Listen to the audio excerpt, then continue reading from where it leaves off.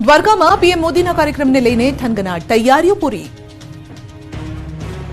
દ્વારકામાં આવતીકાલે પ્રધાનમંત્રી પધારી રહ્યા છે। વિવિધ વિકાસ કામોનું લોકાર્પણ કરવાના છે, જેને લઈ દ્વારકામાં તમામ તૈયારીઓ પૂર્ણ કરી લેવાઈ છે। દ્વારકાના એનડીએચ ગ્રાઉન્ડ ખાતે વિશાળ ડોમ બનાવવામાં આવ્યો છે। મોદીની જાહેર સભાને લઈને તડામાર તૈયારીઓ પૂરી કરી લેવાઈ છે। આશરે 25 થી 30 હજાર જેટલી બેઠક ક્ષમતા ધરાવતા ડોમ જાહેર સભા માટે તૈયાર થઈ ગયો છે। અહીં પીએમ મોદી જનસભાને સંબોધિત કરશે તો આવતીકાલે દ્વારકાના સુદર્શન સેતુનું પણ લોકાર્પણ કરાશે। પ્રધાનમંત્રી નરેન્દ્ર મોદીના હસ્તે કેબલ બ્રિજનું ઉદ્ઘાટન કરાશે। 980 કરોડના ખર્ચે તૈયાર થયેલો આ કેબલ સ્ટેડ બ્રિજ 2.32 કિલોમીટરનો દેશનો સૌથી લાંબો બ્રિજ છે। આ બ્રિજના લોકાર્પણ બાદ દ્વારકા અને બેટ દ્વારકા વચ્ચે મુસાફરી વધુ ઝડપી બનશે। શ્રીમદ ભગવદ ગીતાના શ્લોક અને શ્રી કૃષ્ણની છબીઓથી આ સુદર્શન સેતુ શણગારવામાં આવ્યું। ફૂટપાથના ઉપરના ભાગમાં સોલાર પેનલ લગાવાઈ છે।